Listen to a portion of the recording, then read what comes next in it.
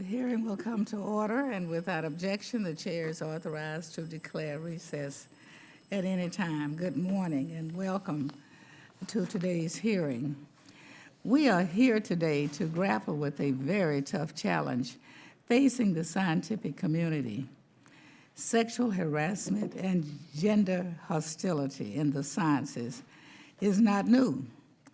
Women have long endured demeaning comments, professional sabotage, unwelcome sexual advances, and other offensive and hostile behavior during the course of their studies and research.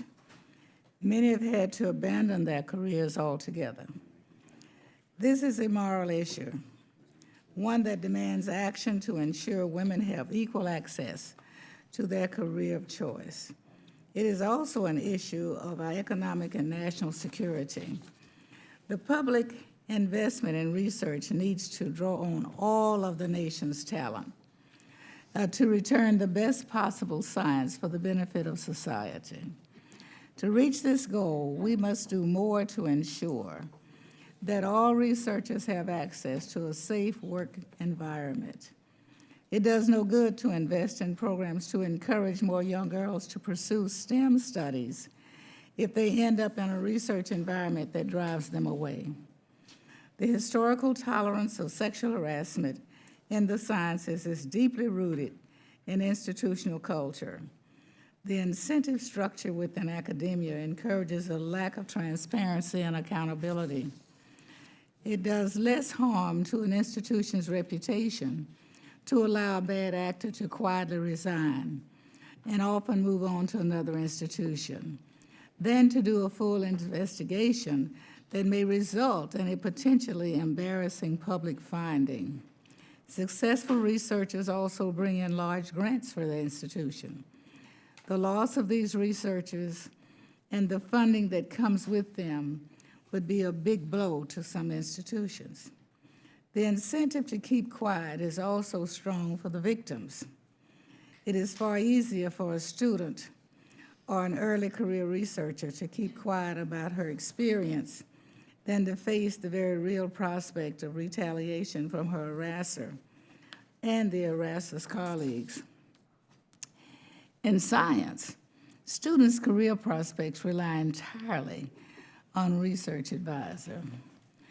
This strong disincentive is illustrated by the shockingly low rate of reporting by sexual harassment victims at universities. According to the landmark 2018 report by the National Academies of Science on this topic, only 6% of graduate students and faculty who are sexually harassed formally report their experience to their institution. There should no longer be any debate about the prevalence of sexual harassment in STEM and its consequences for U.S. leadership in science and innovation. The only discussion now should be about the most effective ways to address it. As a science committee, our responsibility lies in helping to ensure that federal science agencies are doing their part.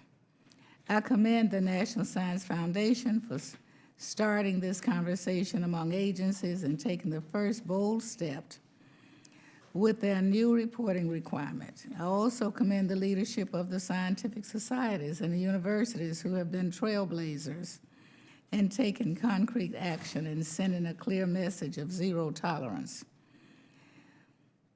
Where you have led, others have followed. Earlier this year, I was joined by my good friend, Ranking Member Lucas, in introducing H.R. 36, the Combating Sexual Harassment Science Act. The bill draws upon recommendations made by the National Academies in their 2018 report. The bill also directs science agencies to follow NSF's lead by requiring their grantee institutions to report incidences of sexual harassment.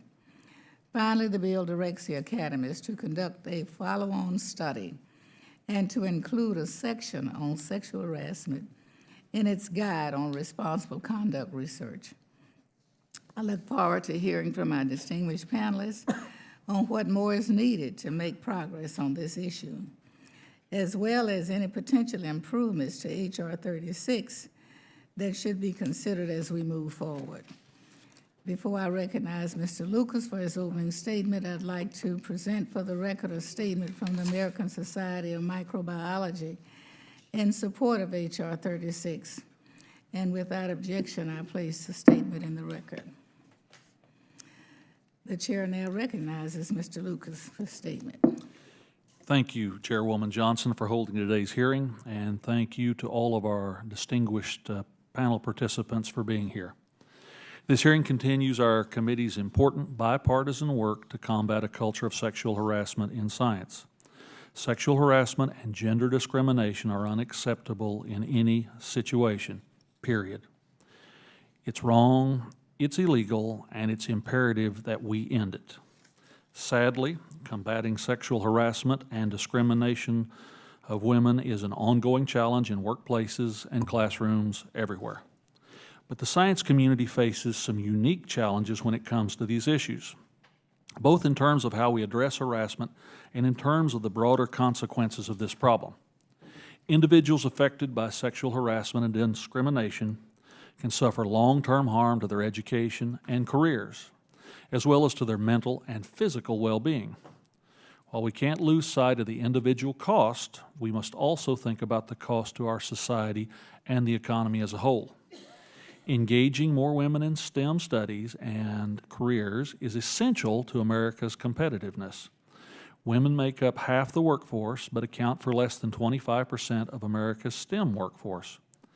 We cannot afford to compete in the 21st century economy with one hand tied behind our back. I'm proud to join Chairwoman Johnson on the very first day of the 116th session of Congress in sponsoring H.R. 36, the Combating Sexual Harassment in Science Act. This bill has a foundation of more than a year of investigation, analysis, and recommendations to the Science Committee. That work began last year when the Science Committee held the first congressional hearing on this subject. We heard disturbing testimony about the pervasiveness of sexual harassment and gender discrimination in the sciences. Only 23% of women who earn STEM degrees stay in STEM careers. When that panel of experts was asked what was driving women out of STEM, every witness said the number one factor was the culture in science. Since that hearing, a lot of work has been done to examine this problematic culture, determine the extent of the problem, and to start identifying solutions. Last year, the committee investigated how universities and federal science agencies handle complaints and investigations of sexual harassment. We found inconsistency in how different agencies deal with the complaints. The committee also found unclear policies and procedures that leave victims unsure of where to turn. And the committee discovered many institutions are more interested in checking the boxes of compliance than doing the right thing. Last year, the National Academy of Sciences, Engineering, and Medicine also issued a consensus report, Sexual Harassment of Women, Climate, Culture, and Consequences in Academic Sciences, Engineering, and Medicine. This report not only found a high prevalence of sexual harassment in science, but outlined a number of contributing factors. These factors included a perceived tolerance for inappropriate behavior, the male-dominated environment in many science departments, power structures that concentrate power in a single person who has an outsized impact on a subordinate's future success, a culture of symbolic compliance with legal requirements, and uninformed leadership. The report made a number of policy recommendations that we've included in our legislation. Finally, the committee commissioned a study from the Government Accounting Office, GAO, to analyze how federal science agencies are ensuring compliance with sexual harassment and discrimination laws and managing reports of sexual harassment among grant recipients. We will hear the preliminary results of that study today, and I hope that the final report will make recommendations that drive changes within federal agencies. I commend the National Science Foundation for already making these changes. Under the leadership of Dr. Francis Cordova, NSF has made new policies to address sexual harassment and ensure the safety of all grant personnel supported by taxpayer funding. Our legislation proposes that these types of policies should be adopted by all federal science agencies. No taxpayer dollars should be awarded to a researcher who engages in harassment and inappropriate behavior towards a colleague or a student. Today's hearing will raise some difficult questions, many without easy answers. How do we address these issues while also maintaining due process and guaranteeing the rights of the victim and the accused? How do we ensure that in mandating institutional reporting to federal science agencies that we don't unintentionally discourage women from reporting harassment in the first place? I hope our witnesses and the other stakeholders can help us navigate these questions, help us improve H.R. 36 as it moves through the process. Again, thank you, Chairwoman Johnson, for holding the hearing and working in a bipartisan and collaborative way to move this legislation forward. And I yield back. Thank you very much, Mr. Lucas. If there are members who wish to submit additional opening statements, your statements will be added to the record at this point. At this time, I'd like to introduce our witnesses. Our first witness, Mr. John Neumann. Mr. Neumann is the Managing Director of GAO's New Science Technology Assessment and Analytics team. Since 2013, he's held the audits and management and oversight of federal research and development programs, protection of intellectual properties, and federal efforts to support innovation.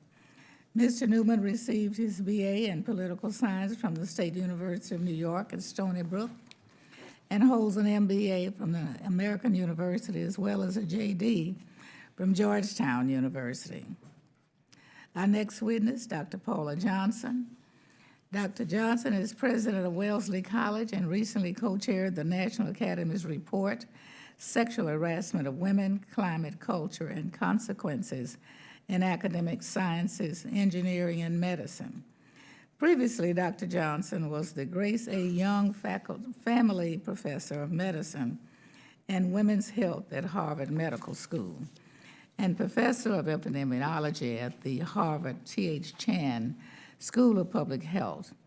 She received her BA, MD, and MPH degrees from Harvard. After Dr. Johnson, Dr. Jean Morrison. Dr. Morrison is Provost and Chief Academic Officer at Boston University. In this role, she provides leadership for the university's overall academic, budgetary, and planning processes and oversight of its academic programs, research, global programs, enrollment, and student affairs. She also oversees the academic deans of the university's 17 schools and colleges. Dr. Morrison received her PhD from the University of Wisconsin at Madison, her MS from the University of Georgia, and her BA from Colgate University. Our fourth witness is Dr. Phillip Kass. Dr. Kass is Vice Provost for Academic Affairs at the University of California at Davis. Prior to his appointment to this position, he was the inaugural Associate Vice Provost for Faculty Equity and Inclusion. He now works on issues of importance to faculty success, including salary equity, enhancing an inclusive and safe academic environment, promoting work-life integration, and establishing a more diverse faculty. He holds 5 degrees, a bachelor's, master's, and doctorate in veterinary medicine, Master of Science in Statistics, and a PhD in epidemiology. As our witnesses should know, you will each have 5 minutes for your spoken testimony. Your written testimony will be included in the record for the hearing. When all of you have completed your spoken testimony, we will begin the questions. Each member will have 5 minutes to question the panel. We will start with Mr. Neumann. Chairwoman Johnson, Ranking Member Lucas, and members of the committee. Thank you for the opportunity to be here today to discuss our ongoing work on preventing sexual harassment in science, technology, engineering, and mathematics, or STEM research. As you know, prominent members of the academic community who receive federal research funding have been engaged in or accused of sexual harassment. Sexual harassment is not only degrading and illegal, studies show it has a negative effect on the ability of women to engage in research at the same level as men. Title IX of the Education Amendments of 1972 prohibits discrimination on the basis of sex, including sexual harassment, in education programs and activities receiving federal financial assistance. Federal agencies provide billions of dollars in research grant funding to U.S. universities each year and are responsible for enforcing Title IX compliance at the universities they fund. My statement today summarizes preliminary observations from our ongoing review of selected agency efforts to prevent sexual harassment by federally funded research grantees. I will focus on 3 areas. First, federal agencies' availability of staff and budget to address sexual harassment complaints at the universities they fund for STEM research. Second, federal agency efforts to establish and communicate policies and procedures for university grantees on preventing sexual harassment. And third, steps federal agencies have taken to promote information sharing and collaboration among agencies to prevent sexual harassment. We concentrated our review on 5 federal agencies that together funded about 80% of STEM research from fiscal years 2015 to 17. First, based on preliminary information, we observed that the availability of agency staff and budgets to address sexual harassment varies across the 5 agencies we looked at. These agencies investigate sexual harassment complaints from individuals at grantee universities through their civil rights or diversity offices, which also handle a wide range of efforts for the entire agency. While agencies reported having the resources to handle the number of complaints they currently receive, several agencies noted challenges in ensuring adequate staffing levels or finding the expertise needed for the specialized nature of sexual harassment cases. Also, some agencies, such as NSF, have recently seen an increase in sexual harassment complaints and are considering the level of resources they will need to address them. Secondly, based on the information we've gathered to date, the 5 agencies we're reviewing have established and communicated harassment prevention policies to university grantees, but they've done so to varying degrees. Specifically, 3 of the 5 agencies, NASA, NIH, and NSF, have detailed policies and have issued multiple forms of guidance to grantees, including grantee policy manuals and best practices documents. In contrast, the other 2 agencies, the Department of Energy and USDA, have issued general policy statements that do not specifically address grantees. We also learned that NSF recently modified the terms and conditions of grants to require grantees to report sexual harassment, and NASA is planning to implement the same requirement by the end of this year. For the third area we are looking at, based on our preliminary analysis, all 5 agencies have taken some steps to promote information sharing and collaboration to help prevent sexual harassment at the universities they fund for research. Specifically, these agencies participate in the Department of Justice's Title IX STEM Working Group and discuss strategies for conducting joint compliance reviews at universities to leverage agency resources and also share best practices. Despite this collaboration, all 5 agencies reported challenges in obtaining and sharing information on specific sexual harassment cases. Agencies told us that they rarely learn about instances of sexual harassment from voluntary reporting from universities or other federal agencies, and instead rely on other sources such as news reports. This situation may change at NSF and NASA as they receive information from universities based on changes to their grant terms and conditions to require reporting of sexual harassment findings by grantees. In closing, I note that we are continuing our ongoing work on this important topic, and we will determine whether additional federal actions may be needed to prevent and address sexual harassment in federally funded research when we issue our final report later this year. This concludes my prepared statement. I'm happy to respond to any questions you have. Thank you very much, Mr. Neumann. Dr. Paula Johnson. Good morning, Chairwoman Johnson, Ranking Member Lucas, and members of the committee. Thank you for the opportunity to testify today on this important topic. I'm the president of Wellesley College and a physician, but today I'm here in my capacity as co-chair of the committee at the National Academies of Sciences, Engineering, and Medicine that authored the report that was released 1 year ago today, Sexual Harassment of Women, Climate, Culture, and Consequences in Academic Sciences, Engineering, and Medicine. I've been asked to summarize the findings and recommendations from our report, so let me get straight to the point. After a thorough review of our research, our committee concluded that the cumulative effect of sexual harassment includes a negative impact to the integrity of research and a costly loss of talent in science, engineering, and medicine, which has consequences for advancing the nation's economic and social well-being and its overall public health. We also noted that the more rapid and sustained progress in closing the gender gap in science, engineering, and medicine is jeopardized by the persistence of sexual harassment in these fields. One of the first findings our committee made was that the public is generally aware of two of the three types of sexual harassment: unwanted sexual attention and sexual coercion. However, the public is often unaware of the third type, which is the most common form of sexual harassment.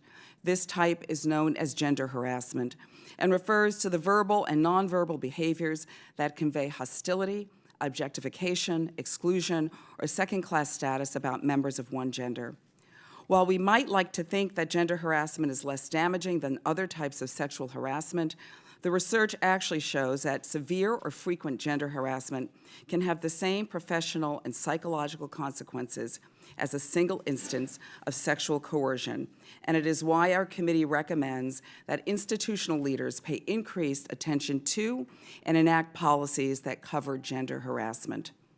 The research available on academic environments reveal that sexual harassment is common, with over 50% of women faculty and staff and 20 to 50% of women students experiencing sexual harassment. The research also shows that women of color and sexual and gender minorities experience more sexual harassment than their peers. Unfortunately, it appears that women are often bullied or harassed out of career pathways in science, engineering, and medicine. Even when they remain, their ability to contribute and advance in their fields can be limited as a consequence of sexual harassment, either from harassment directed at them, the ambient harassment in the environment, or from the retaliation they experience after formally reporting the harassment. The research shows that sexual harassment undermines women's professional and educational attainment and their mental and physical health. When women experience sexual harassment, they often report symptoms of depression, anxiety, and post-traumatic stress. They can experience physical effects such as exhaustion and sleep disruption, and they experience reduced productivity and performance, and often end up withdrawing from their work in various ways, such as stepping down from leadership opportunities, opting out of research projects, and deciding not to attend professional society meetings. It's important to note that these actions are taken to avoid their perpetrator and to escape an abusive situation, because it is the only way they know they can get the behavior to stop. Our committee found that institutions can take concrete steps to reduce and prevent sexual harassment. To do so, they need to make system-wide changes to, first, create diverse and inclusive and respectful environments. Second, to improve transparency and accountability. Third, to diffuse the hierarchical and dependent relationship between trainees and faculty. And fourth, to provide support to those who have experienced sexual harassment, regardless of whether or not they've courageously spoken up to report their sexual harassment experiences. Building from our report, the Combating Sexual Harassment in Science Act of 2019 addresses many of the recommendations that our committee made to federal agencies and Congress. For instance, it directs NSF to fund research on topics our committee identified as needing more research. By calling for an updated guide on the responsible conduct of research that specifically includes sexual harassment issues, H.R. 36 reflects our recommendation to consider sexual harassment equally important as research misconduct in terms of its effect on the integrity of research. The bill also reflects our recommendations that federal agencies require grantees to report to them when individuals on grants have been found to have violated sexual harassment policies or have been put on administrative leave related to sexual harassment. In conclusion, as a medical professional, I want to note that our report very clearly shows that sexual harassment in academic science, engineering, and medicine is a public health problem, and we need to treat it as such. Thank you. Thank you, Dr. Johnson. Dr. Jean Morrison. Chairwoman Johnson, Ranking Member Lucas, and members of the committee, thank you for inviting me to testify this morning. My testimony will focus on two things. One, how Boston University is addressing gender-based harassment on campus, and two, what legislators can do to help universities. I entered the academic world in the 1980s by pursuing my PhD in earth sciences. Like all aspiring scientists, we were taught that our science had to be rigorous, exacting, objective, and unforgiving in its pursuit of the facts. These approaches remain the same today, nearly 40 years later. But in hindsight, it's also clear that we misapplied these approaches by extending them to the culture of our workplace and to our relationships. We created a tough, unforgiving, and unwelcoming workplace environment. No wonder then that people, especially our more junior students and faculty, felt more hazed than helped, and that women, feeling the additional burden of gender discrimination, fared even worse. But today's scientists and engineers are showing my generation that a positive culture of inclusion and respect is really the best way to achieve truly excellence in science. I'm pleased to tell you today what BU is doing to support our scholars, but I want to make clear that we're also still a work in progress. Yes, our values and our intentions are in the right place, but it's our job to match those values with concrete actions. You're no doubt familiar with the case publicized in Science magazine in 2017. A BU earth scientist was accused of harassing and bullying two former graduate students more than 20 years ago at a field site in Antarctica. Following our investigation of the accusations, we initiated a serious consequence. The BU scientist lost his tenured position and was terminated. The case reverberated at BU. We recognized that we needed to redouble our efforts to combat gender-based harassment, and here's what we're doing. First, we're prioritizing diversity, equity, and inclusion. Why do I identify that first? Because taking explicit steps to achieve greater gender and racial equity in hiring and promotions is essential to creating a community that rejects harassment. We've changed the tenure clock to include time for parental leave, offered childbirth and adoption accommodations for our doctoral students, and welcomed our first Associate Provost for Diversity and Inclusion. These changes benefit all faculty and staff, but are especially important for women. Second, BU joined the AAAS STEM Equity Achievement Change effort with a rigorous self-assessment of our commitment to inclusion and equity in STEM, and an action plan to address the barriers that we identified. Due to this work, we were one of 3 universities to receive the inaugural Sea Change Bronze Award. Third, BU initiated mandatory online sexual misconduct prevention training for our more than 34,000 undergraduate and graduate students and our nearly 11,000 faculty and staff.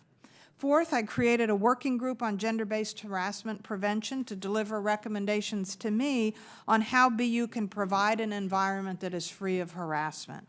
And fifth, BU has joined the more than 55 institutions in the National Academy's Action Collaborative. And universities are, of course, foundational to this work, but we do not operate alone. So thank you to this committee for introducing the Bipartisan Combating Sexual Harassment in Academia Act. I appreciate many of the bill's provisions, including, first, a government-wide approach to handling sexual misconduct by federal grantees. It's better for all of us in science if there is one clear set of rules at the federal level. Two, authorizing the National Science Foundation to fund research on gender harassment, so our efforts are data-driven and evidence-based. I do, however, want to ask the committee to take a fresh look at two things. First, ameliorate potential legal conflicts between the bill and existing education, employment, and civil rights laws. And second, to be explicit about what privacy protections you envision for the significant new data reporting in the bill. We learned that sometimes complainants and witnesses in harassment cases only come forward if they know their information will not be shared with others. So again, thank you for holding today's hearing. I feel this issue very deeply and personally. Today, my daughter is in a STEM PhD program, and I want her and every other young woman in her generation to have every opportunity to thrive. Thank you. Thank you very much, Dr. Morrison. Dr. Kass.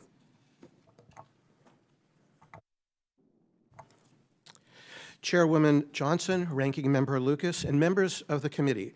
It's a privilege to be here today to discuss the University of California, Davis's efforts to address sexual harassment issues in science.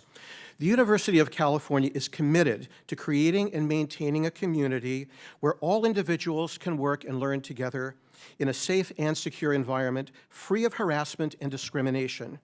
Combating sexual harassment and fostering a culture of respect and accountability is what the 10 campuses of the UC system are striving for, and has led the system to take a strong and public stand against portions of the Department of Education's proposed Title IX rule that would narrow the definition of sexual harassment and lower the standards to which schools are held. At UC Davis, we're especially passionate about the issue of combating sexual harassment. 59% of our more than 30,000 undergraduates are female. In 2012, UC Davis received a NSF Advanced Institutional Transformation Grant to increase the participation and advancement of women in academic science and engineering careers.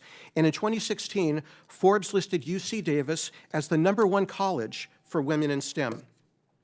In February 2019, UC Davis was one of 3 universities in the United States to receive the inaugural AAAS Sea Change Bronze Award certification. UC Davis's innovative hiring practices, such as offering childcare services to interviewees, helping partners find jobs, using contributions to diversity statements, and having policies in place to address salary equity, were among the reasons for UC Davis's selection. I mention the AAAS Sea Change Award as it was a voluntary self-assessment and action from UC Davis and reflects our commitment to fostering a culture of respect and accountability. To further support this commitment, on July 1st, 2018, UC Davis initiated a pilot program to conduct reference checks on final candidates for academic appointments with tenure. The pilot reference check program enables UC Davis to obtain and review information about candidates' personal conduct in their previous academic appointments that may be important to the appointment decision. This includes conduct involving gender discrimination, sexual harassment, and sexual violence. The campus includes a statement in the posting of Senate ladder-rank faculty positions with tenure, providing notice to applicants that UC Davis will conduct reference checks on final candidates prior to hiring. The statement highlights the University of California's commitment, quote, to creating and maintaining a community dedicated to the advancement, application, and transmission of knowledge and creative endeavors through academic excellence, where all individuals who participate in the university programs and activities can work and learn together in a safe and secure environment, free of violence, harassment, discrimination, exploitation, or intimidation, unquote. Based on this commitment, UC Davis conducts a reference check on all finalists for tenured positions. The reference check involves contacting the administration of the applicant's previous institutions to ask whether there have been substantiated findings of misconduct that would violate the university's faculty code of conduct. To implement this process, UC Davis requires all applicants to complete, sign, and upload a form as part of their application. If the applicant does not include the signed authorization with the application materials, the application will be considered incomplete and will not receive further consideration. Academic Affairs, in consultation with the dean and the department chair, will then conduct an individualized assessment of any information received, including the nature of the conduct, the length of time passed, any corrective action taken, and any explanation offered by the candidate. After reviewing the information, we will determine whether the candidate is still eligible to be considered for the position. We have not received any protests about this program from faculty applicants or institutions we have contacted. We request feedback within 7 days, and in most cases, receive it. To date, the pilot has resulted in 14 candidates requiring reference checks, 23 academic institutions contacted, 19 responses received, and 0 instances where discipline was provided. We believe that potential applicants for faculty positions who have been disciplined, upon reading UC Davis's requirement for assigned authorization, will be dissuaded from applying. The reference check process is therefore likely acting as a pre-screening deterrent, consistent with our belief that we do not want to hire faculty whose behavior is inconsistent with our faculty code of conduct and principles of community. Finally, consistent with the language of H.R. 36, we believe our reference check program is an intervention for reducing the incidence and negative consequences of sexual harassment in both the STEM and non-STEM workforces, including students and trainees. We believe it's our moral imperative to protect our students as well as all other members of our campus community, and so in our minds, this modest step is long overdue. We found no impediments to its implementation, and during the second year of the pilot program, we will again review and share our findings with other universities at the University of California. We expect and hope that other universities around the country will want to follow in our footsteps to prevent offenders at one university from relocating to another and become potentially serial offenders, and we stand prepared to help these institutions. Thank you for the opportunity to testify today and for your continued support for the academic community. I look forward to answering your questions. Thank you, Dr. Kass.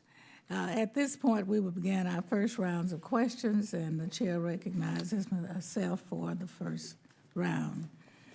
Dr. Neumann, thank you for presenting GAO's preliminary findings regarding policies and procedures in place at agencies to prevent and address sexual harassment.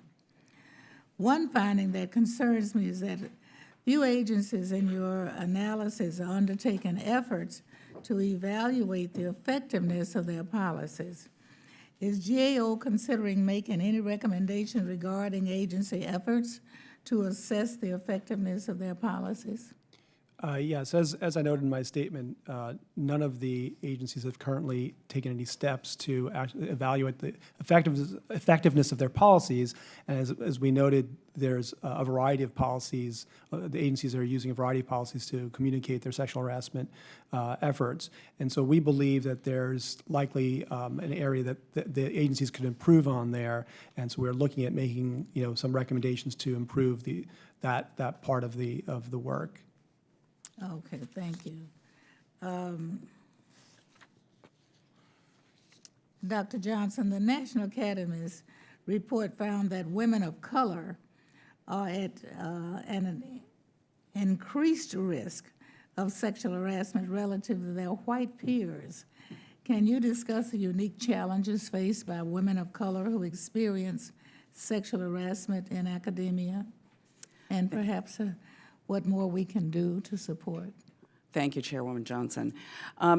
Women of color do experience higher rates of sexual harassment compared to their peers, and unlike their white peers, there's often the sense in the academic environment that they actually don't experience harassment. So they're starting from a place of their tremendous lack of knowledge within academic sciences, engineering, and medicine. Second is that they are frequently in the minority. So as numbers have increased with regard to women in academic science, engineering, and medicine, those numbers have not commensurately increased for women of color. And therefore, there is increased isolation.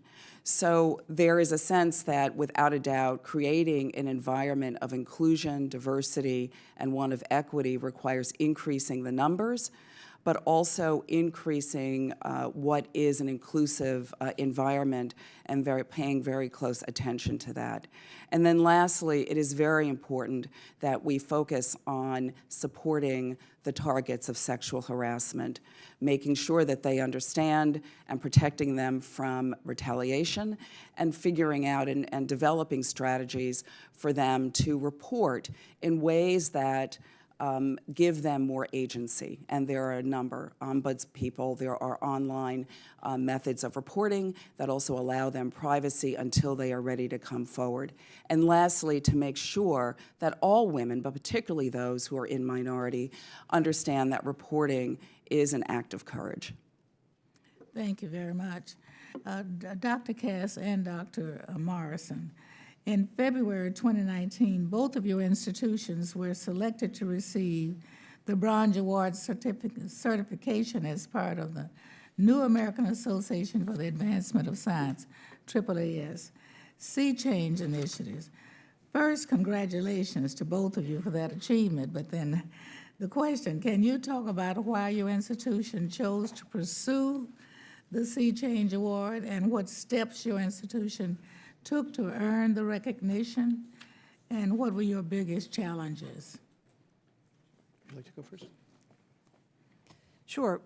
We chose to pursue it because we thought it was an important opportunity to develop a really comprehensive database around participation in STEM, and that database that was developed as a result of our making the application has been extremely useful in helping to guide our action steps to follow up. We've been able to identify clearly at a department level where representation is underrepresentation of women in STEM, and underrepresented groups is particularly severe, so that we can target our actions to that. So we saw it as an opportunity to create a database that would allow us to use the information to most effectively remediate where we have real issues. Thank you very much. Dr. Kass. So the AAAS Sea Change program is based upon the United Kingdom's Athena Swan program, a program that has largely become institutionalized in the United Kingdom. We saw this at UC Davis as a way to establish baseline information about the myriad programs that we have across the campus that we're not all even aware of on such a large campus. Another advantage of this program is that once we receive the award, we become then committed to a series of action plans that will hold us accountable over the next 5 years, and we are committed to meeting those. This is actually consistent with suggestions that were in the National Academy's report as well, that universities across the United States should participate in programs like Sea Change. Now, having done that, we also see our responsibility to try to share knowledge about the program with other University of California campuses, and to that extent, an even greater extent, to other universities around the country. This helps raise consciousness, this helps raise the campus profile, this lets everybody know that this is an important issue for all of us, and that it's not enough to simply rest on our laurels, but that we want to do even better in the future, and there's built-in accountability for that. Thank you very much. Mr. Lucas. Thank you, Madam Chair. Dr. Morrison, I'd like to first thank Boston University for its cooperation during the committee's investigation last year. From that review, the committee found that the National Science Foundation did not have a clear policy on how to deal with a grantee, when they are placed on administrative leave. So I have a two-part question for you. One, could you please share how this lack of guidance from NSF tied Boston University's hands in taking actions in that case? And then once you've done that, follow up, please, with do you feel that the NSF's updated grant policies have clarified the process? Two parts.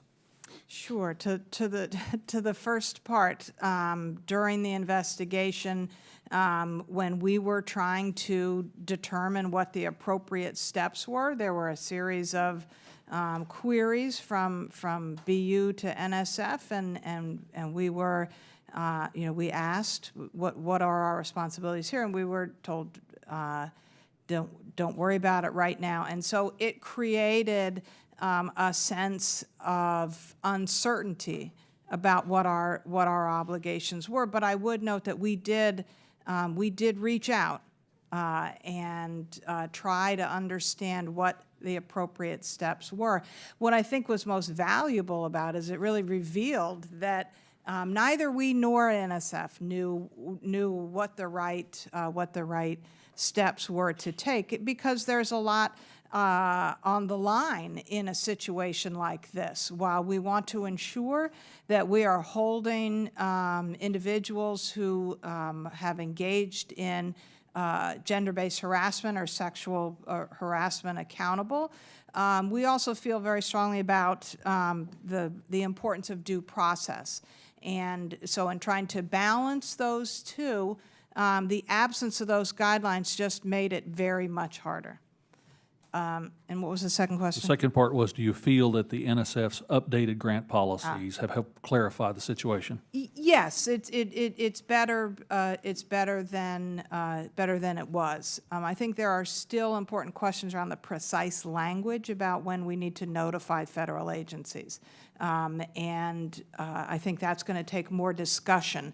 And I think it is an extremely important point for the very reason I just cited, in that we want to make sure that, that we are both appropriately addressing inappropriate behavior, but also ensuring that, that people who are accused are entitled to due process. Absolutely. Mr. Neumann, from GAO's initial findings, what inconsistencies have you found in sexual harassment policies for grantees across the 5 federal agencies that GAO is examining? Yeah, I think the main inconsistency we saw is there's some agencies like NASA and NIH and NSF that had, very detailed policies. They had manuals for grantees, they had best practice documents, and others just had general policy statements that didn't specifically address grantees and their responsibilities. I think that was the most significant difference. So in the process of what you're doing now, and since time has passed briefly, have there been steps taken to coordinate across agencies to develop a uniform federal policy? Well, certainly the agencies are collaborating. As I mentioned in my statement, they collaborate through the Department of Justice's STEM working group, and they also take on some individual collaboration with each other. But that's an area that we want to look at a little more closely, because we believe that there could be additional steps they could take to better collaborate and share information. Dr. Morrison was talking about the uncertainty that NSF's policy or lack of guidance created for them, and I think that's partly due to the fact that the agencies haven't really evaluated the effectiveness of their policies to see what is working, what is this effectively reaching the grantees, so they know what they are required to do.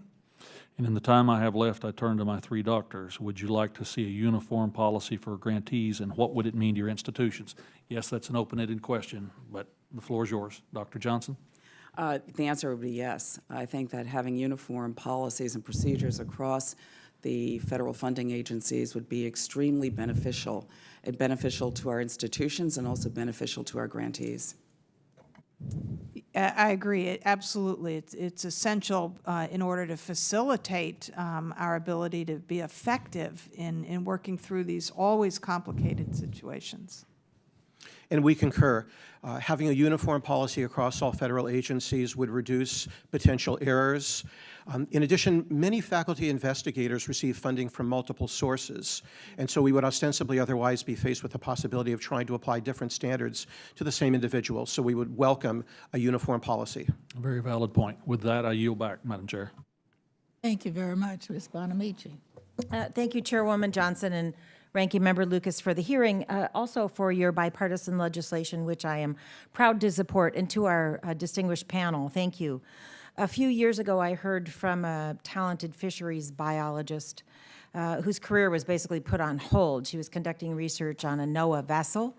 When she finally reported the harassment, which of course she delayed for a long time because she was afraid for her career, the scientist, not the individual who harassed her, was advised against returning to the sea. So she was given a desk job, and her research was basically derailed.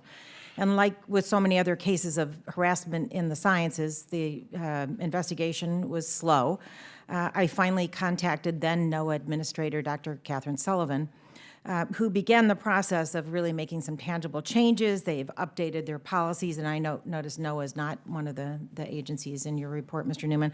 They updated their policies and procedures for reporting. They began training the NOAA workforce. They started to improve the investigation protocol. Fortunately, the scientist was able to return to her work, and NOAA has now implemented a full-time workplace violence prevention and response program manager. I just got an update from them yesterday. I mean, they really have taken it seriously, but of course we have a lot of work to do. And we know, of course, that this is not just restricted to remote areas like a NOAA research vessel.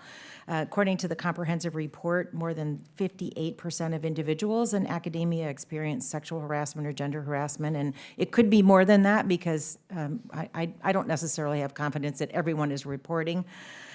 We're losing a tremendous amount of potential when this happens without a way to address it. Dr. Johnson, you talked about the perceived tolerance for sexual harassment in academia. When does that start? And is it affecting incoming students and their course choices or major choices? Is it affecting faculty and faculty recruitment? Where does that start? I'm on the education committee, so I'm always looking at prevention. Well, thank you, Representative Bonamici. And our report very clearly states that this is a pervasive problem and that it impacts students, trainees, postdoctoral students, as well as faculty. So across the board, there is significant impact. So one particular area I'd like to just reference, though, in your question or in your statement was the particular issue that's experienced by those who are engaged in field site research. Because there is also a problem. Our report clearly stated that evidence shows that it's an area where the rates of documented sexual harassment are even higher.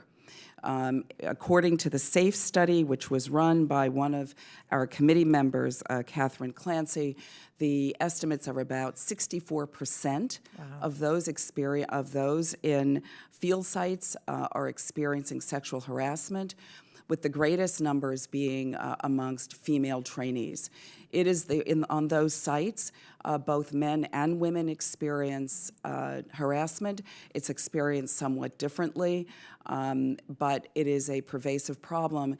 And according to the study, there is a real lack of understanding of any codes of conduct, lack of understanding how to report.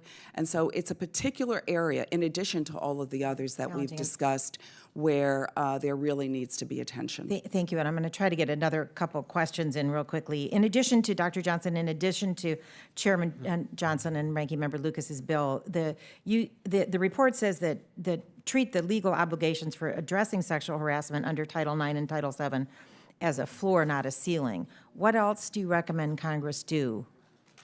The Title IX and Title VII really are the base, and what has happened is that in many institutions, the approach to addressing harassment has been one that's been legalistic and one that really looks to only decrease liability.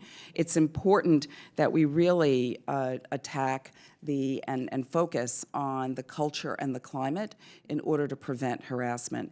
And it is the areas that I focused on in my opening statement: increasing the culture of diversity, inclusion, and respect, changing the power dynamic in the mentor-mentee relationship, supporting targets of harassment, and really improving accountability and transparency. And I real quickly want to ask Mr. Neumann, because you brought this up in your testimony about the Department of Justice Title IX STEM work group meetings, but you also suggested in your testimony that the discussions about sexual harassment are not happening in those meetings. So do you agree that OSTP is the appropriate entity to help provide this consistency? What's happening with those conversations if sexual harassment is not being discussed in those work group meetings? Well, so I think that it's the emphasis, as Dr. Johnson mentioned, it was more on compliance with the law.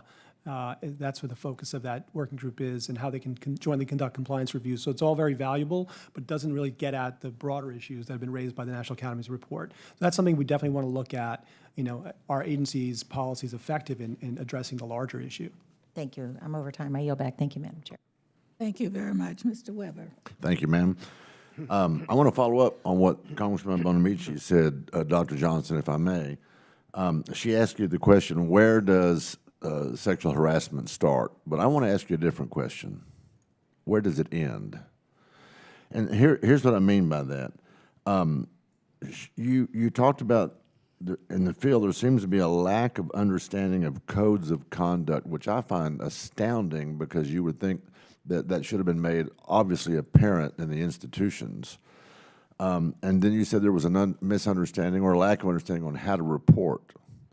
So if we're going to end this, how do you fix those two problems?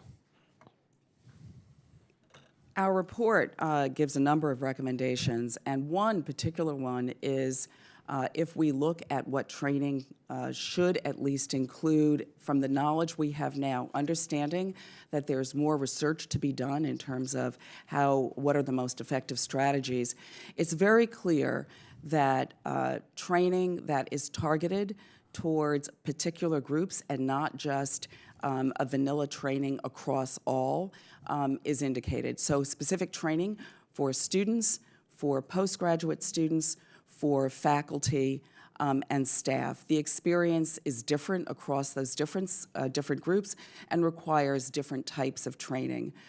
It's also clear that certain types of training should not focus on changing beliefs, but should focus on changing behavior. Often, training that is online and brief is focused on really understanding some of the rules, which is beneficial, but it really does not get at the heart of how we need to change behavior. Well, that sounds interesting to me, that training should be focused on not changing beliefs, but if we don't encourage people to think differently, that some that believe they're entitled or believe they can get away with stuff or whatever, that seems a little incongruous with what we need to be doing. And I know y'all researched that, and so you're educated in that, and I appreciate that. I want to go over to Mr. Neumann and follow up with what Congressman Bonamici said also. Mr. Neumann, you said there was 5 agencies, and she asked, were they having conversations about this? And you've studied these 5 agencies. Is there one person generally in charge when you did this study? In each of these agencies, was there one person accountable for addressing this issue and relaying that back to you and interfacing with you? Well, there's a variety of offices depending on the agency that are involved. It's usually the civil rights or diversity offices that are involved in enforcing sexual harassment policies. Do you give them is there a time when you double back, or do you just do the one study and you're done? No, we have, and actually we're continuing to do additional work. So we had initial conversations. We met with different officials at the agencies, gathered documentation, reviewed that documentation. Now we go back and finalize our analysis with them. And the last step of the process is getting their input, so they have a chance to give us any additional evidence before we make any final recommendations. Do you give them a grade, a report card, if you will? We certainly will point out any weaknesses and areas that we see could be improved and make recommendations. And is that information made public to anybody who's seeking to come be employed there or come to a college, for example, or be a grantee? And we'll come back to you, Dr. Is it Kass or Kass? Kass. Kass in just a minute. But do you give them a report card? Do you make that information public so that anybody wanting to go to work there knows the pervading atmosphere there, Mr. Neumann? Well, so we wouldn't be giving a report card, for the universities. We're focused on the federal agency. No, that's what I'm talking about. Right. So we would be looking, so we'd be providing recommendations that would be made publicly available on our website, and agencies will take action in response to that. Okay. And then Dr. Kass, you said something. Thank you for that, Mr. Neumann. Dr. Kass, you said something that got my attention. You said that the program, somebody asked you about going after the C grant, the C deal, and you said it was fashioned after a UK program. That's correct. In the United Kingdom, there is a program called Athena Swan. And that program, which has been around for a number of years. Athena-Swan, S-W-A-N. Okay. And the program exists to try to help United Kingdom universities diversify their faculty, particularly with respect to gender. Okay, and then you said one thing that caught my attention. I think you said that program had permeated the institutions in UK. Yeah, many, many universities in the United Kingdom are either bronze, silver, or gold certified. And indeed, for some government grants, it is required that you achieve a certain level of certification in order to become eligible to even apply for those grants. Okay, well, I've got other questions, but I'm over my time. Thank you, Madam Chair. I yield back. Thank you very much, Mr. Taco. Thank you, Chairwoman Johnson, and thank you for holding this hearing and for your continued dedication to this critical issue. And thank you to each and every witness here this morning for joining and helping shine a light on this problem. Every time a woman in America is driven out of the sciences, it diminishes our nation's leadership and our competitiveness. When sexual harassment in the fields of science, technology, engineering, or math is accepted or ignored, we lose future leaders, inventors, innovators, and pioneers. The greatness of a nation has often been measured by its achievements in science. If half of us and half of the people in future generations are held back from their full potential, we squander the potential of those amongst us who would have gone on to find life-saving cures, make discoveries that enhance our lives, or change our understanding of the universe, and do research that pushes us forward. We must act decisively on this issue to end the outdated and useless culture that allows for harassment and discrimination in science. There is no reason to perpetuate a perverse dynamic that can only serve to limit our perspectives and our ability to solve problems. As an engineer, I want to thank the Society of Women Engineers for their work highlighting this issue and for reminding us that we lose a golden opportunity when many of the women who want to go into engineering are thrown into a culture where sexual harassment is tolerated and they are undermined. This is indeed unacceptable. I have supported many pieces of legislation to diversify the STEM workforce and inspire young women to go into the STEM fields.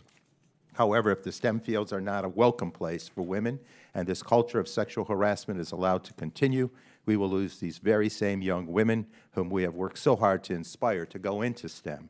And we will lose every extraordinary thing they would have achieved because we failed to address the problem before us today. That is why I'm so grateful for today's hearing, and I, for one, will continue to listen closely for opportunities and actions that we can take to more fully realize America's potential in science. So with that said, Dr. Morrison, in your testimony, you mentioned your personal experience as a woman in the sciences, and you describe a culture that absorbs the, quote, exacting and unforgiving nature of the scientific discipline. Can you elaborate on what specific cultural challenges exist in academia that may contribute to a hostile environment? Sure. I think, as I said both in my oral and written testimony, that when one asks the question, well, where did this start, so we can get to where does it end, it's a very good question. Where does it start? Because this is not necessarily characteristic of other organizations. And I think it, in STEM, and in fact, we don't see it in quite the same ways manifest in other disciplines within the university. And I think it goes back to the exacting and rigorous nature of how we think about the scientific process, where you have a hypothesis and you gather data and you could repeatedly question and question and question to get to the truth. And so that characteristic, where a sort of dogged pursuit of the truth, can often be hostile. And certainly I had a number of exchanges during the course of my PhD where in what should be sort of rational back and forth and discourse and question and answer, it gets hostile because people can take it personally. So I think that's in part where it derives from. And I think the other element is that, particularly in a research university, these are institutions that are extremely decentralized. So faculty do most of their teaching and research within the context of a department. And those departments are led by a department chair who's been elected from among the group.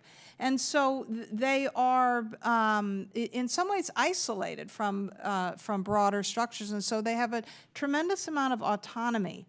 And I think that decentralization of academic departments where cultures get established and are allowed to exist without aggressive intervention is part of the issue. Thank you. And Dr. Johnson, you list a number of negative professional outcomes when women experience sexual harassment in the workplace, all of which affect retention of women in STEM. Having done a lot of work on that issue, does sexual harassment in STEM also serve as a barrier to recruitment of women in STEM studies and careers? And where's the pipeline, where in the pipeline are its impacts first felt? What we know and what our study showed was that along the pipeline there are barriers, and it's hard to know. We don't have good data regarding whether it's a barrier to entering. What we do have data on are the increasing numbers of women in certain fields entering that pipeline but then dropping out. And I think it's evidence that this is a pervasive problem and contributes to that high dropout rate. Okay, thank you very much, and let's all keep up the fight. Thank you. I yield back. Thank you very much. Mr. Marshall. Thank you, Chairwoman. My first question is for Dr. Johnson. The federal definition of research misconduct was last revised over 20 years ago and was altered to take out the detrimental research practices from the definition. Is it time to revisit whether sexual harassment and other abusive behavior should be part of the federal definition of research misconduct? Thank you. And our report recommends that sexual harassment be considered as important as research misconduct, and it really negatively impacts the integrity of science. And therefore, it is time to relook at the definition and to look at the full definition of what negatively impacts and constitutes a negative impact on research. So, yes. Okay. Dr. Morrison, would you add anything to that? I think. No, I think that's absolutely, it's absolutely essential that it is added to the definition. Okay. My next question for Dr. Kass. In many of the harassment cases that have recently come to light, one running theme is that non-disclosure agreements and other privacy considerations have allowed abusers to go unchecked. In education, this often means perpetrators are able to go from university to university committing the same egregious behavior. How does UC Davis pilot program, check program assist in addressing this hurdle? By requiring applicants to sign a disclosure agreement authorizing their previous institutions to disclose to us any substantiated charges of sexual harassment and discipline, we think that we'll be able to then mitigate that problem. So have you been able to exercise that, or is it working so far? Is it too early to tell? The problem, well, it's working in the sense that so far we have not had anybody applying for tenured faculty positions who have had substantiated sexual misconduct. And we can't be sure why that is, but we suspect that our program is a deterrent to them to even apply in the first place, knowing that if they did have substantiated sexual harassment, they would be forced to sign an agreement allowing their previous university to disclose it to us. So I'm trying to be the devil's advocate here, I guess. If I was University X, where there was an issue, and now they're applying to your university, if I was at University X, I'd probably be consulting about 15 lawyers to say, look, I've got a non-disclosure agreement, and this person now sounds like he's waiving their non-disclosure agreement. That seems like a hassle or an issue. Probably. Well, it hasn't come up so far, so we haven't had to cross that bridge.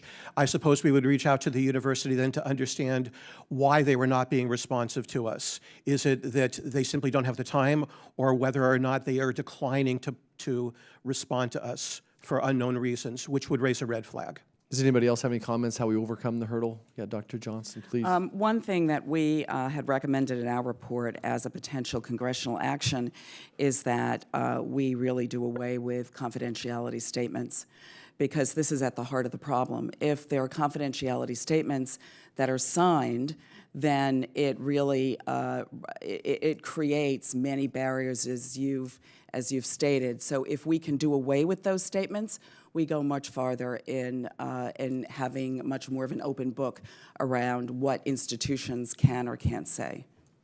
Okay. Anybody else have any further comments on that? Okay. Thank you. I yield back. Thank you very much. Dr. Foster. Thank you, Chairwoman Johnson, Ranking Member Lucas, and our panelists. You know, this is an important subject. Throughout my 25-year career in physics, our field always struggled with gender diversity, and I always wondered what fraction of that struggle might be due to harassment and discrimination.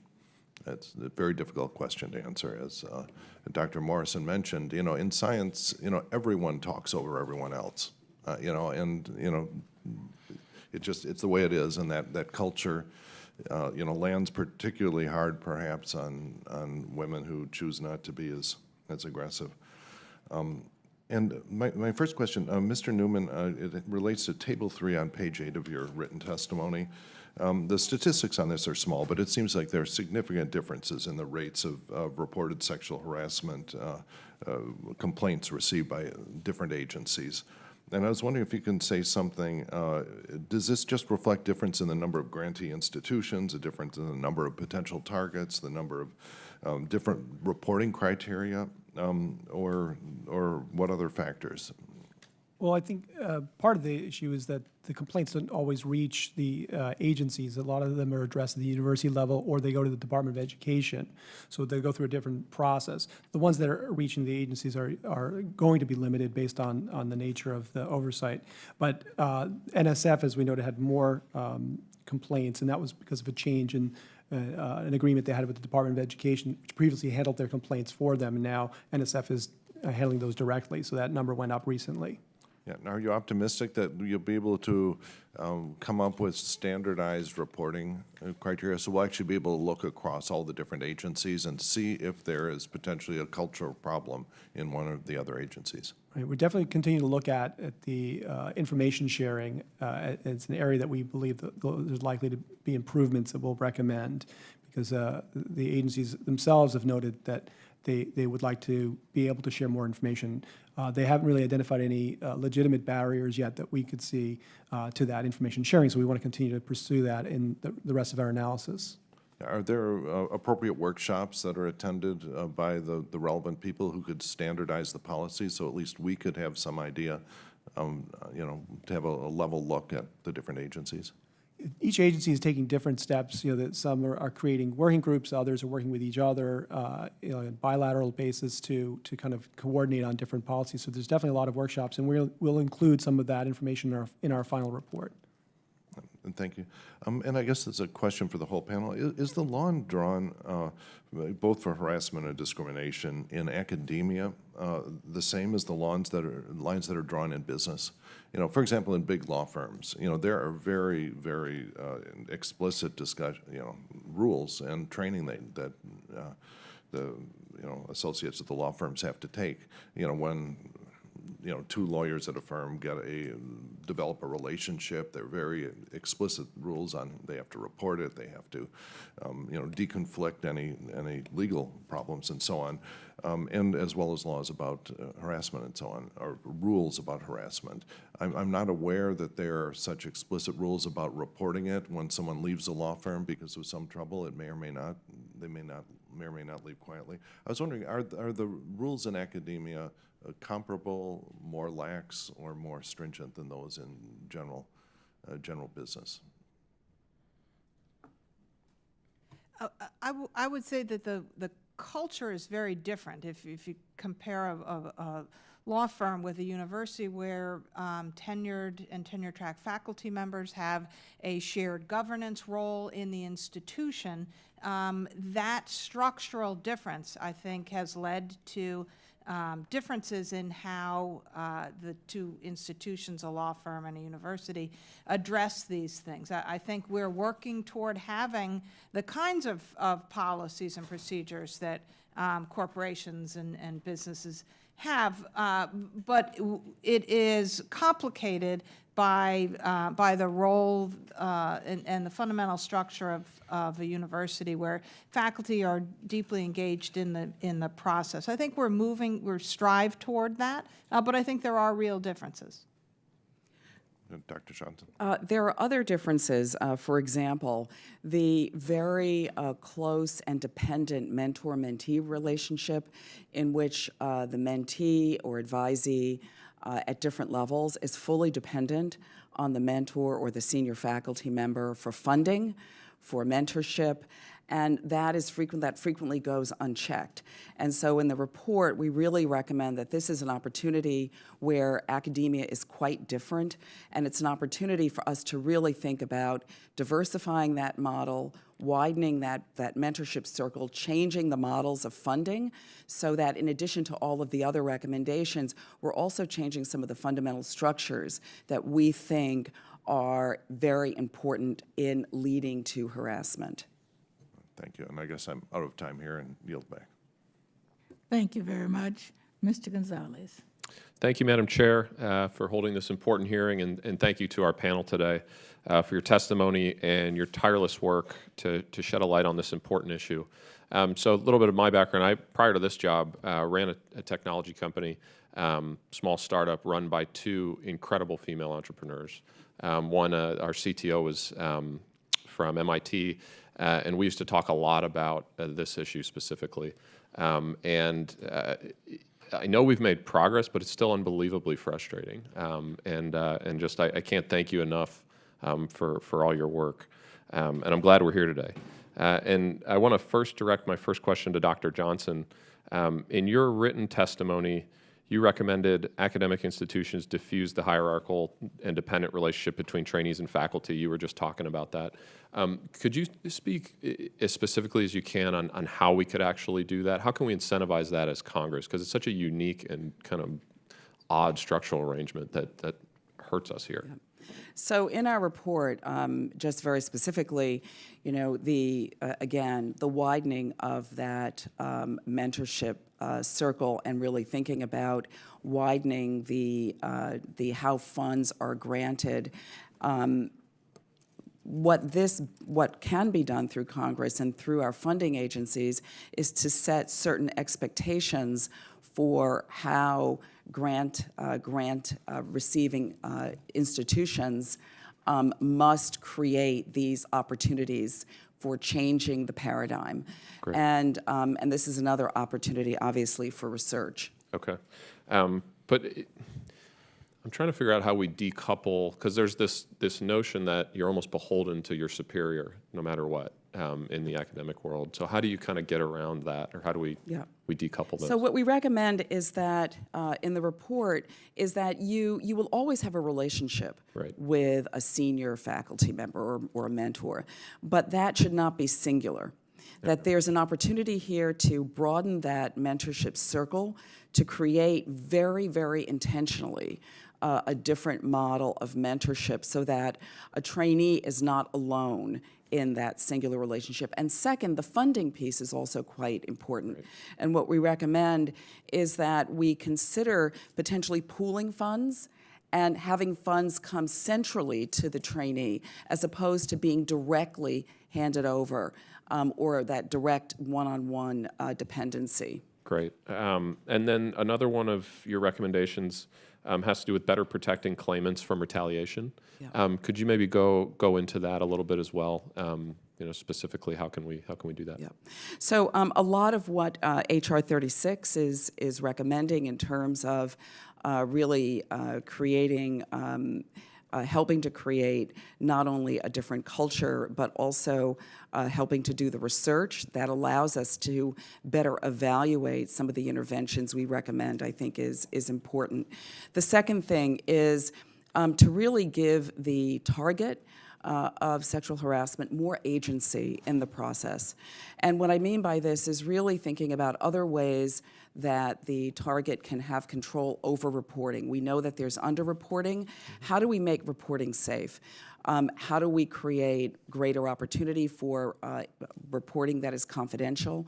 How do we also look at opportunities to report where a victim may not have to come forward, but can actually record the incident, timestamp it, and when they're ready, come forward. So the more agency we can give a target, the better they will, the more I think they will, we believe, will come forward. Great, thank you. And then Dr. Kass, just want to drill down on Athena Swan a little bit. You were mentioning it earlier.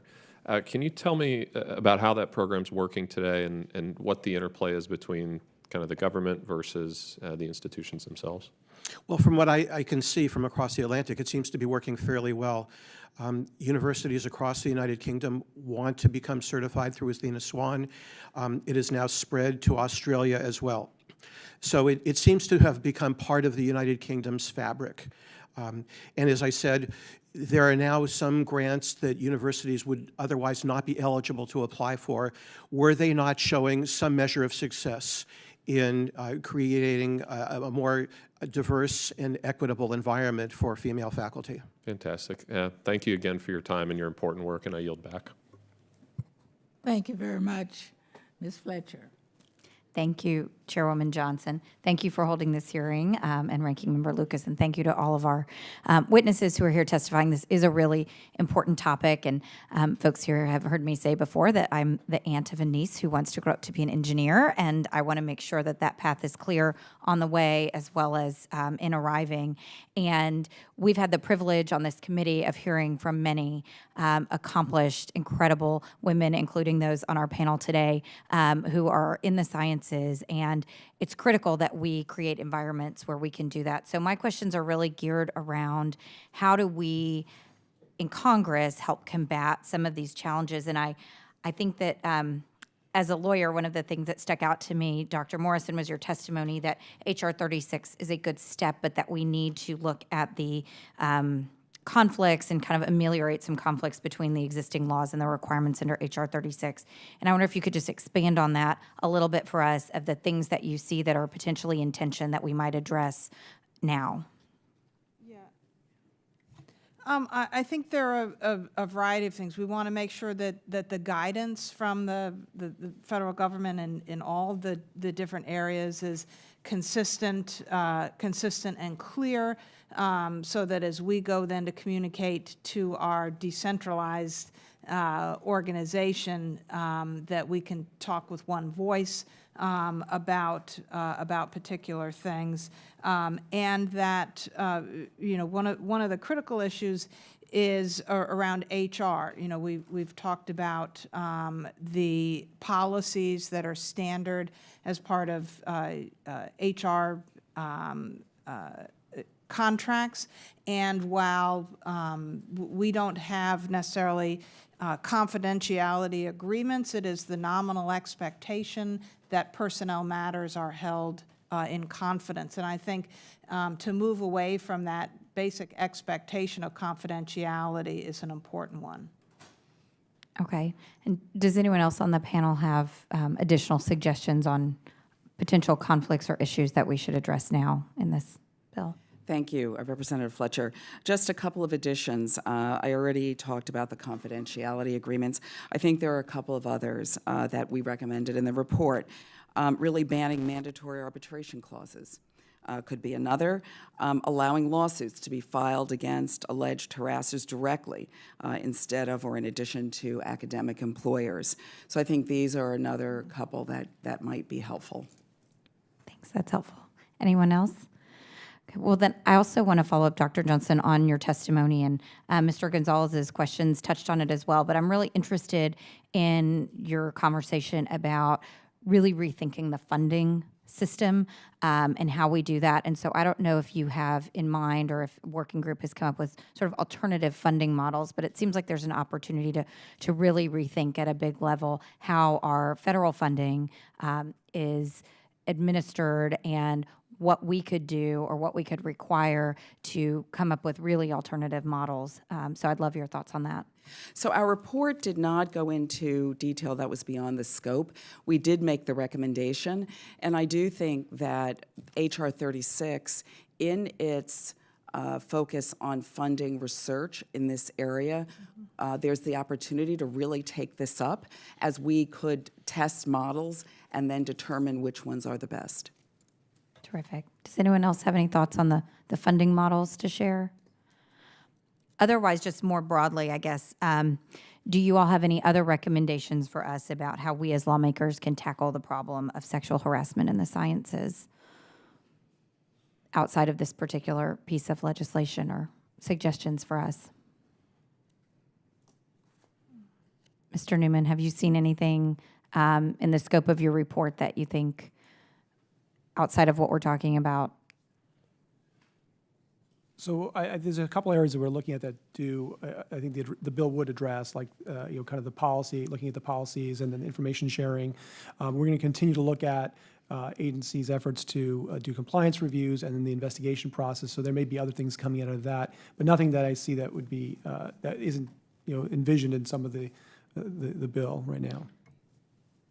Dr. Johnson. Just briefly, as our report had recommended, the use of high-quality climate surveys.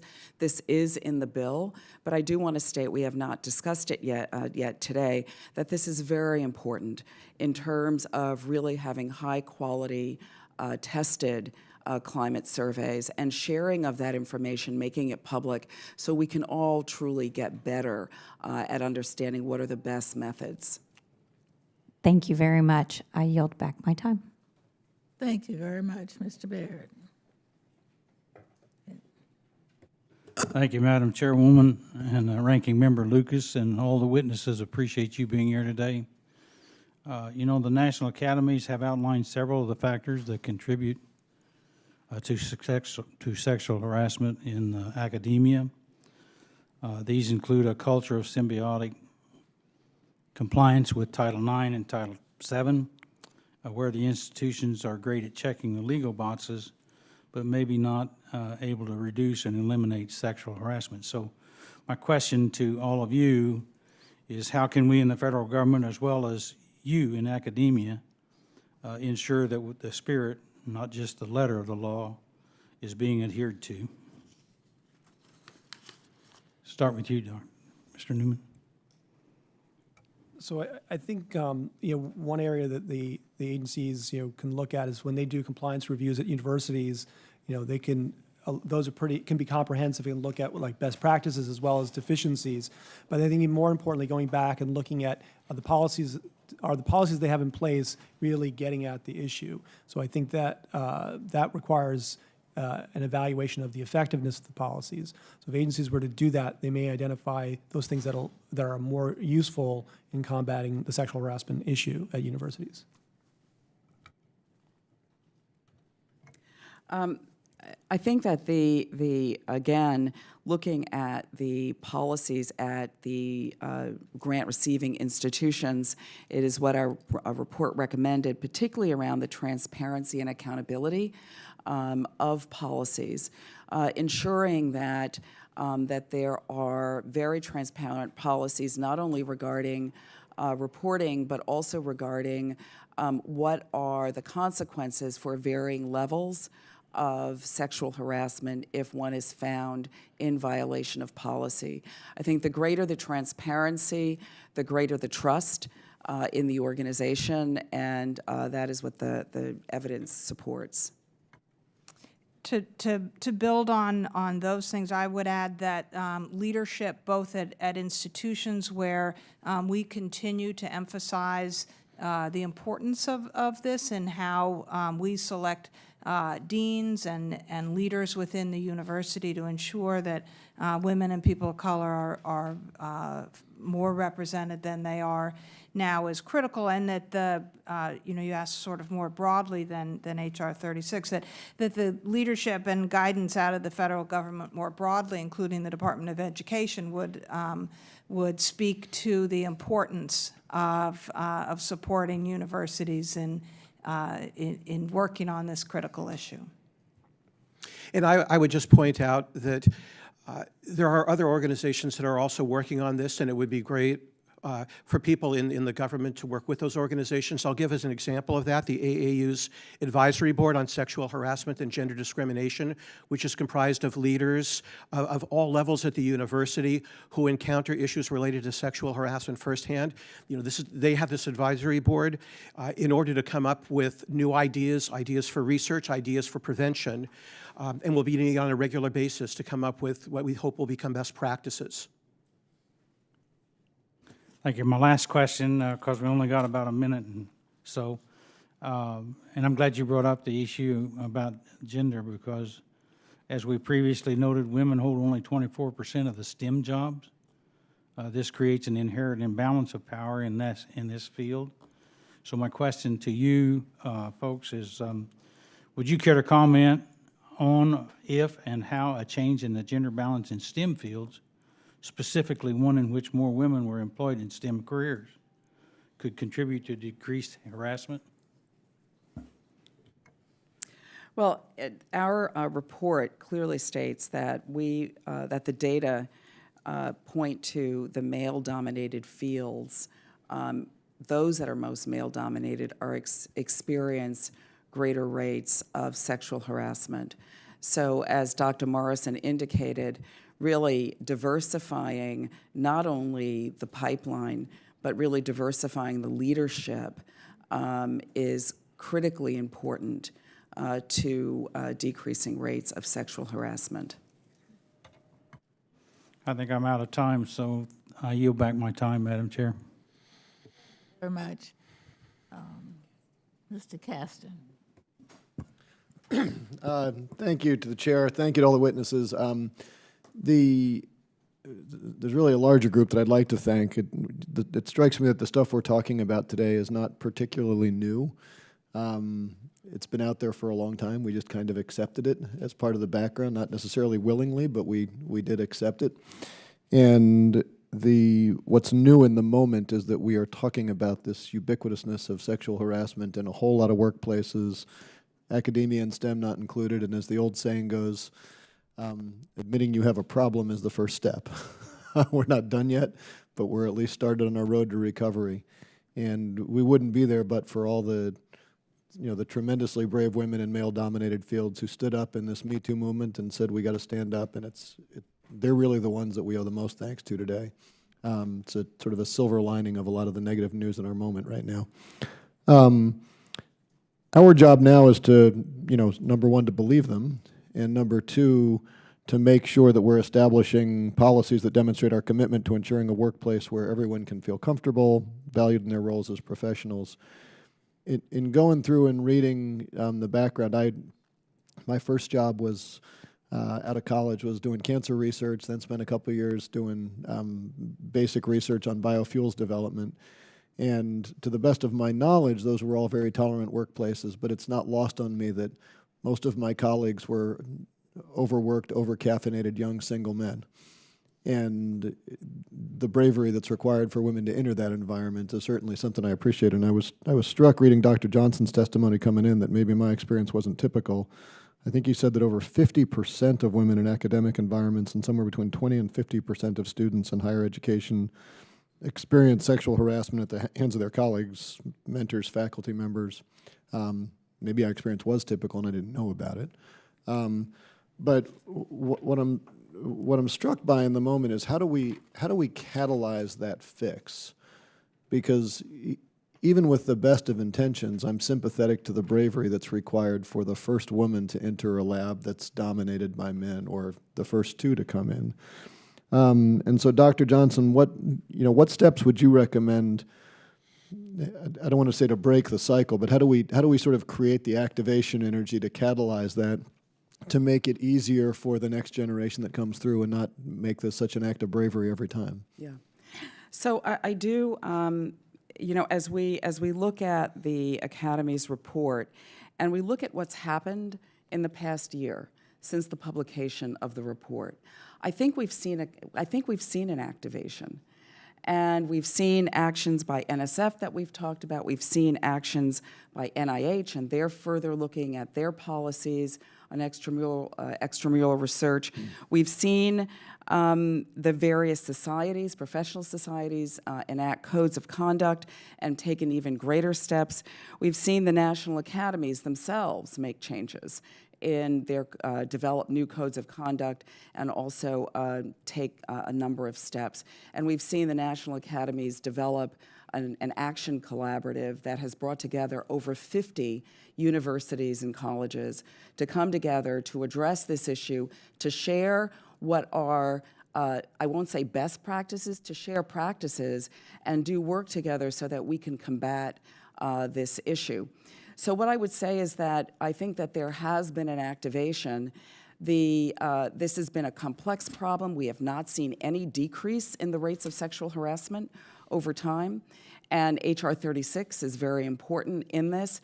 It is a multifaceted problem that is going to require constant attention and a number of inputs. And I think that the federal funding agencies, as we have recommended, play a very important role in this.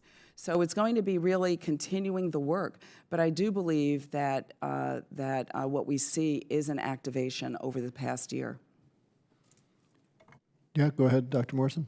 I would add the other thing that I think is catalyzing some movement is the next generation of junior faculty. There are a number of new up-and-coming faculty who just don't accept this old culture, and they are working to establish welcoming and collaborative environments in their laboratory, and that they are, through their actions and who they select to be their students and their postdocs and how they interact with within the context of their labs, they are changing the culture, and I think there's a tremendous amount that is positive and hopeful about that. They look at the world differently, and it's very good.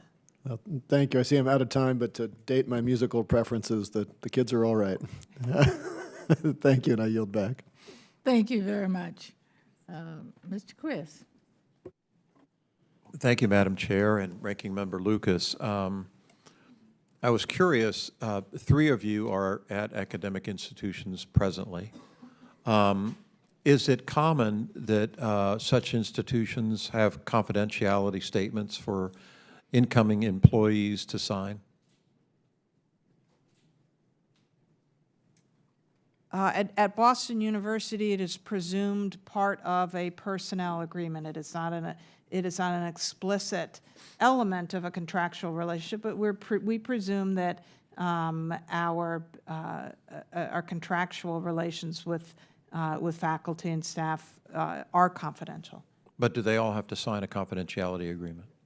No, they sign a contract that comes with the presumption that it's confidential. So the presumption is written out in it? No, it is not.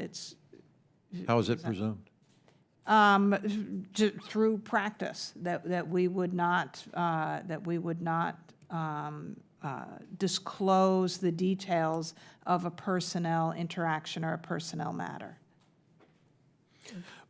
We do not have them, and if we have substantiated sexual harassment, we would disclose it under a Freedom of Information Act request.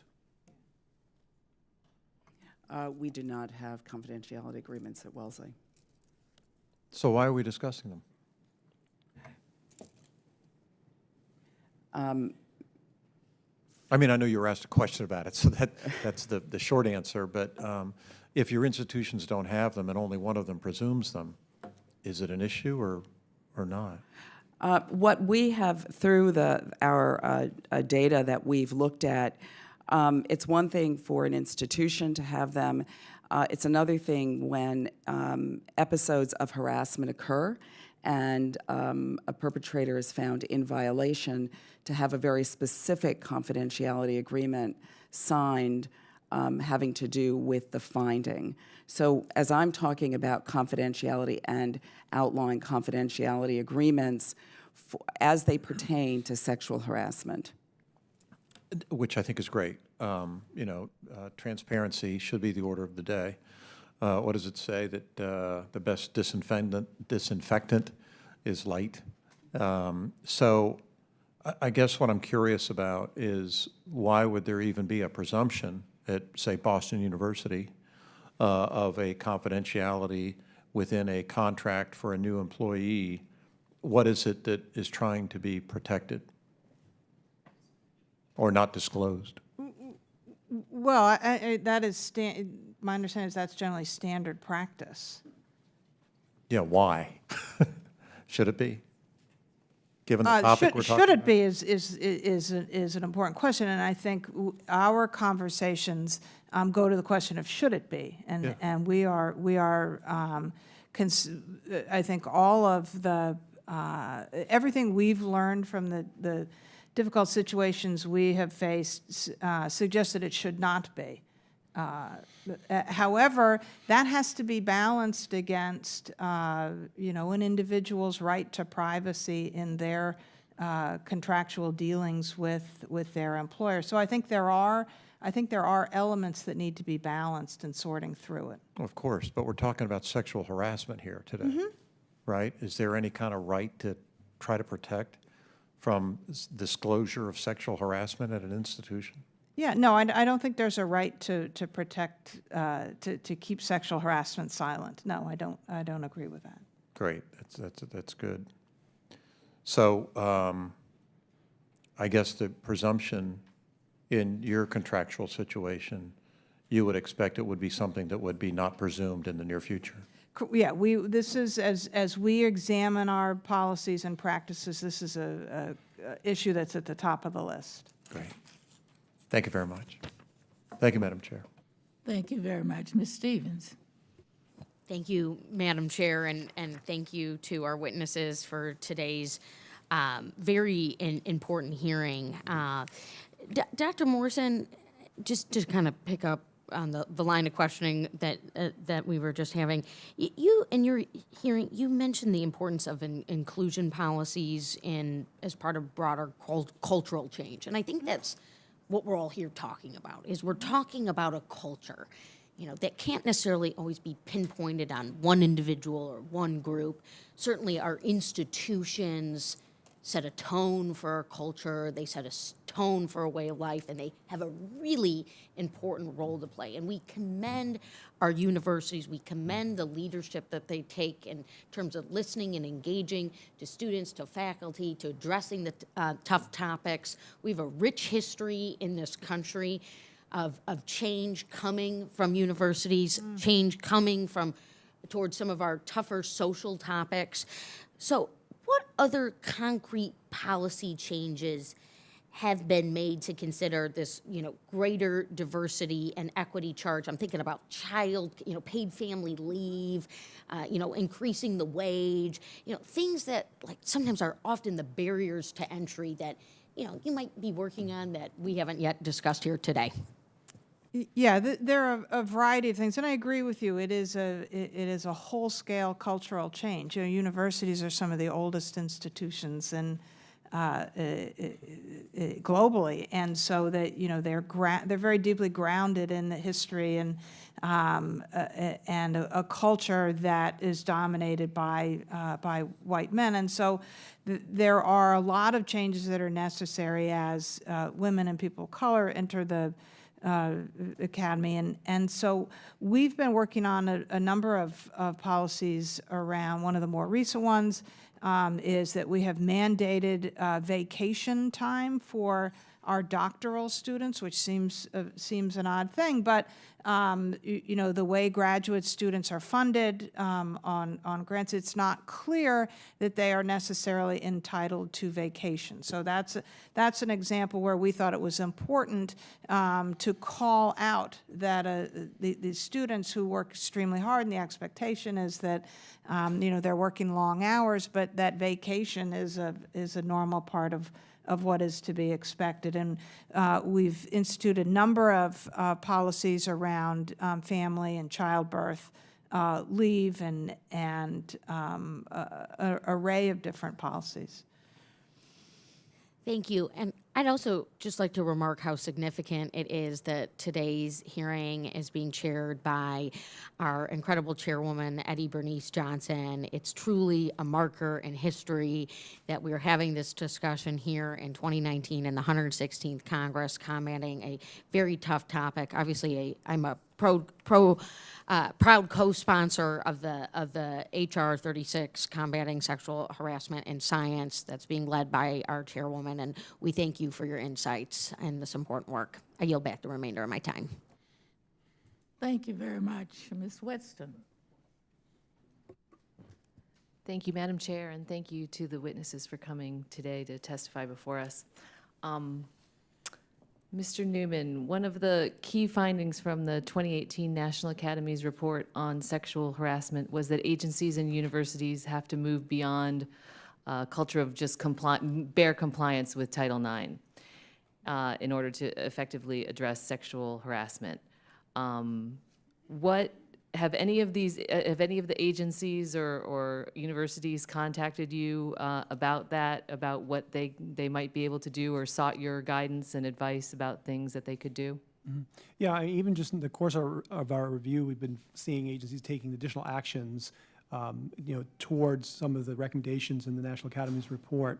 And for example, all the agencies have updated their definition of sexual harassment to include gender harassment, which the National Academy's report, as one of the most common forms of sexual harassment. So we're seeing some positive steps. That doesn't mean there isn't room for improvement, but definitely the agencies are taking this seriously and want to do more. And now I think with our review, we can maybe identify some areas that they might want to target to improve. Good. And I guess with agencies being so focused on, and universities being focused on Title IX, now with what, I certainly perceive as the potential erosion of Title IX, with the proposed overhaul and regulations that were released by the department in November of last year, Dr. Kass, you talked about what the UC system has done, that you guys have taken strong and public stance against certain aspects of the proposed overhaul of Title IX. Can you talk about the impact of the proposed regulations at UC Davis and the other campuses in the UC system and what you all have done in response to them? Well, my understanding is that they have not been finalized yet. So at the moment, we are simply resisting them because we think that it will have a very negative impact on reporting incidents of gender discrimination and sexual harassment were these to go into place, particularly if victims were to be confronted by the alleged perpetrators. So we think it would actually inhibit the reporting. So how will your institutions then ensure that the proposed regulations don't weaken the policies you already have in place? Are you just participating in the rulemaking process in the hopes that it does not become final? Yes, the University of California system-wide is participating in that process. It's not being done campus by campus, but rather for the entire system. Okay. And Dr. Morrison and Dr. Johnson, I'd be interested to hear your thoughts on these proposed regulations and the impacts that they would have on your campuses to your ongoing efforts to address sexual harassment. Yeah, I would support what Dr. Kass said, that we're concerned about the effect it will have on reporting, and we've been very engaged in responding to the call for input with the hope that that the regulations, when they do come out, will not reflect what we saw at the outset. Very good. And Dr. Johnson? So I'm going to answer this question as president of Wellesley College to say that there are several issues. One, I would agree both with Dr. Morrison and Dr. Kass around the very big, significant concern on reporting. I think the other concerns are the definition of harassment. That is far more limited, and also the lack of ability to address cases of harassment that have occurred off of one's campus. So these are all very significant issues, and we have participated with a number of organizations to provide input, as well as my writing a letter individually, having served on this as the co-chairperson of the National Academies. I do want to add, though, that with all of the difficult issues with this proposed set of rules, is that the work that that is recommended in the report and that needs to move forward aggressively does have to do with the culture, does have to do with all of the other issues we have discussed today and have been really outlined in the report: changing leadership, diversity, inclusion, and so much more. Very good. Thank you very much. I'll yield back. Thank you very much. Mr. Byer. Thank you, Madam Chair. And thank you all very much for being part of this. Dr. Johnson, I was Wellesley spring 1971, living on Beebe Hall, which is a... You're one of the one of the campus exchange. Yeah, exactly. Yeah, there are 19 of us men on campus with 2,000 women. It's the first time in my life I got over being shy. It was a wonderful experience. And I'm really fascinated by this, and especially the notion of gender harassment, which I confess is a new idea for me, but easy to relate. My oldest daughter is in the automobile business with us, and when she went to the general management school, 2 women with 52 guys, I think mostly what she dealt with for that whole year was the gender harassment, not sexual harassment. People weren't hitting on her, but just a completely different perspective. Or my next daughter, who went to the coding course for 12 weeks. Again, one woman and 27 guys. And there was a sense that she couldn't compete, or that she was different, or even though she was smarter than the other 27 guys. How do you address gender harassment in a meaningful way? And I was particularly interested in the whole notion in your study about hierarchical power structures make gender harassment easier to present itself, more difficult to overcome. Yes. So thank you for addressing this important issue. Gender harassment is pervasive. And from the data that we looked at and presented in the report, again, culture change is really the predominant focus and way forward. Training is also important as we look to change behavior. And in addition to more general training, a certain type of training called bystander training, which is harassment not only affects a particular targeted victim, but more ambient harassment also impacts those who experience it and experience it negatively. And giving those people, the bystanders, the power and agency and the training to come forward, report, and really look forward and give them an ability to be part of that solution is also, from the data, quite important. How different is it when a woman is the leader, is at the top of that hierarchical structure? Well, the data suggest, the data show that when you have a more diversified leadership structure, you will also have more diversified personnel. So to say that any one person that we can say it's a correlate, I think that we don't have those data, but what we can look at is overall, when there's diversity at the top, that these issues are experienced differently. You know, one of the things that my wife picked up at the World Economic Forum 7 or 8 years ago was the notion of certifying companies for their women-friendly policies. Essentially, the economic dividend from having the gender diversity within a company, much like LEED certification for buildings. Is this something that would apply in an academic setting too? Where you say Boston University is a great place for women to work and to lead and to study? Yeah, I think it could. There are a variety of rankings, best place to work in Boston, or company friendliest to LGBTQIA folks. So there are a variety of different kinds of competitions for recognition, and I think that is one that could be very useful. Great. Mr. Neumann, they pointed out that a number of the agencies had 4 or 5 gender complaints, with the National Science Foundation had 14. I know my pal, Dr. Foster, asked about that earlier.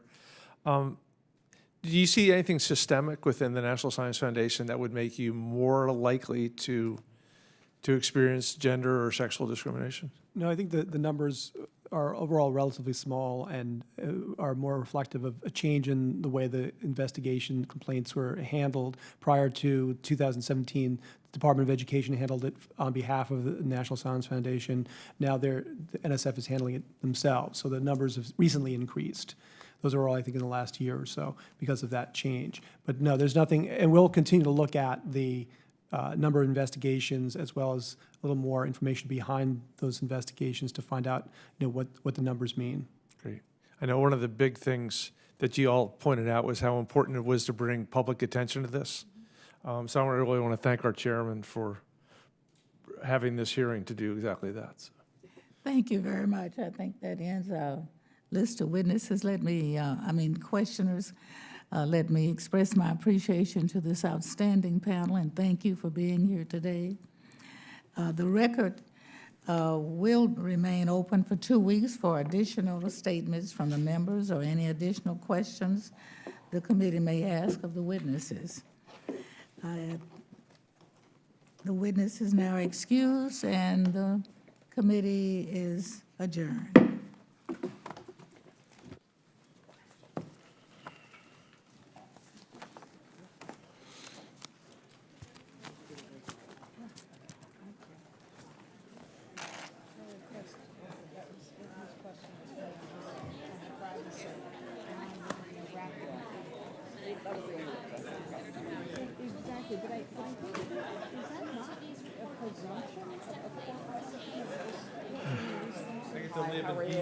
So can I tell you, my husband, believe it or not, his mother is a Wellesley alumna. My husband was class of 72 at Amherst. Thank you very much. And